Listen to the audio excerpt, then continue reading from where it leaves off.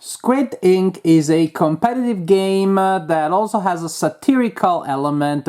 It seems to be a satire of corporate office life. It is kind of like an episode of The Office, but everybody is a sea animal in it. So the idea of somebody being a shark in the workplace is quite literal here. This game is a drafting game in which you will be collecting cards and other resources for free, so to speak. You get new stuff every turn, so opportunity cost is the main cost here. But then you will use it to take employees into your personal mailroom, and from there you will send them to the main board, and the tableau will be formed here. The board is divided into different tiers, times 1, times 3, times 5, and times 7. And so at the end of the game, you will have a bunch of your employees marked by your personal tokens, so you know who owns them, on the board, and they have different values. So if I control this employee here, because I am blue starfish, at the end of the game, this will be worth 2 points if the employee is in the times 1 tier. If this employee is in the times 5, then it will be worth 10 points to me. So you will play until the board is filled up, then that triggers the end game and it cannot be undone. You keep playing until, from that moment on, you keep playing until this deck of cards representing employees is empty, and at that point the game is over. You look at the board again, everybody will have employees there, and you count the value of your employees, you total that up, and the player with the highest score wins the game. Now, more in detail. Each employee is represented by both a tile that will go on the board, and all that the tile does is to tell you the name of that character with an illustration and the clout value of that character. That's all the tile does, and they go on the board. And then there will be a card that goes in your personal area, and that tells you the special ability of that character. They can be triggered in different phases of the game. Now, something that is, and to me, what I just explained, so I was like, okay, that's how it works. I got a problem with that, and that made playing the game pretty cumbersome to me, which is when the abilities of these characters is super important. When I place a new character, I really want to know what's happening around there. There are characters that influence characters that are adjacent to them. Character might be eliminated, demoted because I place it next to one of yours with a certain ability. But I look at the board and that doesn't say what happens. So if I want to double check, I have to look across the table and looking at these upside down cards that are facing you. And I really want to look at them carefully. And this is one player, and I need to check the cards of the other player. So to me, there should have been icons on the board here to indicate what the characters do, to have a quick reference to that. To compound the problem is that several of these characters really look almost the same, but Walinda and Deirdre, they do have different abilities, so I need to double and triple check if that is Walinda or Dreda, and so at a glance I cannot say anything. So right there, I've anticipated a problem that I have with the production of this game. Illustrations, they're hilarious, I like them. The tiles are thick, etc., etc. But the general idea is that first you need to keep these tiles very well organized, because when you get a card representing an employee, you also need to be able to find the corresponding tile. The most practical way I found is to organize them by clout value, but that means that if I'm taking a value 3, I still have to go through all of these to check the right one until I find it. So you will have, from this deck of characters, an offer of 3 characters. 3 are available each turn. Players alternate taking turn, and when it's your turn, you will take one of these 3 cards. With that card, you can do one or two things mainly. You can take it and add it to your mailroom, as we said. So say I want Finny. I take Finny, I add her to my mailroom, and I also go and look for the corresponding tile. So I take both. There we go. As simple as that. Or instead, I can select a card and grind it basically for its clout value. That is, I select a card, I discard it immediately, and I collect a number of clout tokens equal to the value indicated there, plus, minus, or no modifiers, depending on my modifiers there. So if I got the restructuring agent right now, that would give me 4 clout values, and then we replenish the display that way. Those clout tokens are represented by these white tokens, so I just collected those 4, hooray, and I need to place them on an employee in my mailroom or an employee that I own on the board, or split between 1 and 1. And there are abilities, of course, that let you break that, but suppose that I want to place all of mine on Finny, who is in my mailroom right now. But I gotta tell you, these wooden tokens are so nice. I like these wooden tokens, but again, I wish that there was more that went into the production, adding icons to remind me of what the effects are. So I'm collecting tokens, clout tokens, to place them possibly on characters that I own on the board, like that.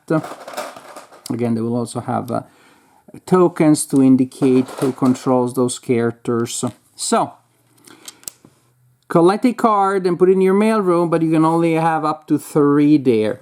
Collect clout and place it on your characters. Now, when a character in the mailroom has at least enough clout to match their printed value, that would be 6 in this case, then you discard all of those clout tokens. So why am I even spending so much time placing them on it? Just to discard them, and the character goes on the board again with an indicator of who controls that. So clout needs to be spent to play characters from your mailroom to the board. And then you can still add clout to them, because remember, they have unique abilities. And so again, when a character has enough clout on the board to match their printed value, that is when you can discard that and activate that ability. So I discard those and I can activate that ability, whatever the heck that is. I would need to go through the deck and check, because again, that tile doesn't tell me anything. Different abilities will allow me to promote characters to higher tiers. The players may target them and demote them. There will be game effects that will bring in security guards that simply clog the board. I guess they help the board fill up faster. They don't belong to any character, so to any player. So after a while, what you're gonna have is players will have a possibly fairly elaborate tableau of cards in front of them, and you need to become familiar with all tableaus, all effects of all players if you're gonna play.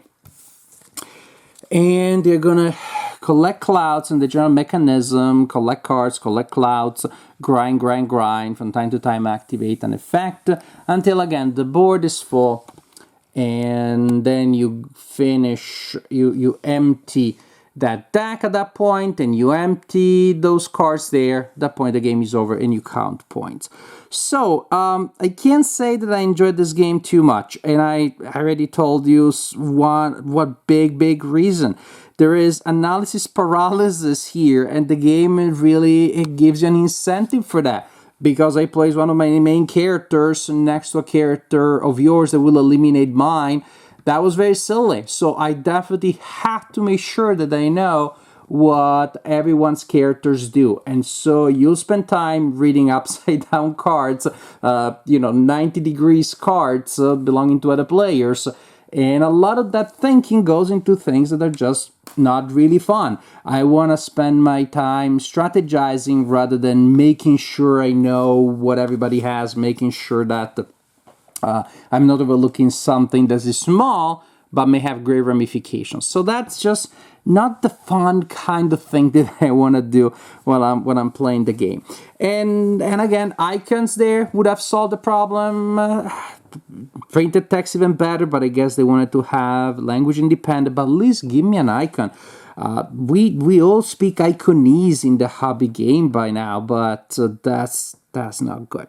It's not good that, again, the board tells me only such a small part of what I need to do to be playing effectively. And even when I have that in mind, then it's analysis paralysis because all the information is open. So I can think, what am I doing? What are you doing? How can I prevent you from doing this and that? And again, giving you that, letting you get that one thing can be very important. This is usually good strategy, but when you combine it with the other thing, it starts feeling like homework more than anything else.